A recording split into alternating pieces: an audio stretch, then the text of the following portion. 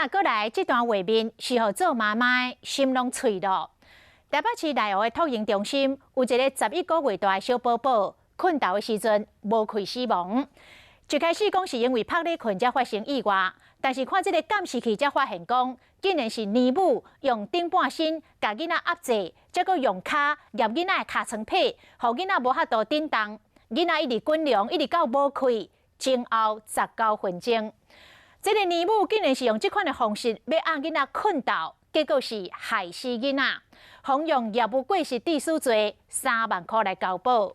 这个年母是真激动，下跪痛哭，悔失的。开始要抓弟弟到床垫上。困中头的时间，这个年母真粗残，将这个查甫婴瑞瑞扭过来，将伊的头移掉咧，搁用脚将伊的尻川皮跌咧，互伊无法度振动。这个囡仔艰苦甲手一直用，要毋过这个年母拢唔插伊，像安尼挨困前后有19分钟。老师整个人用锁住他，然后头往下，他不断的挣扎19分钟，然后他一直动，老师就越锁越紧。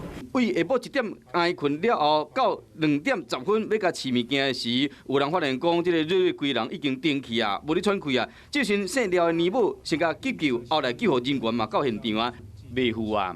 小孩完全面朝下，而且小孩不断的挣扎，但是影片中小孩一直在扯那个床垫呢。对啊，他的方式是不对的，他会让他致命，不知道吗？都开始当作讲只是单纯拍咧困发生意外，想要到看监视器，这个做老母的规心焦脆。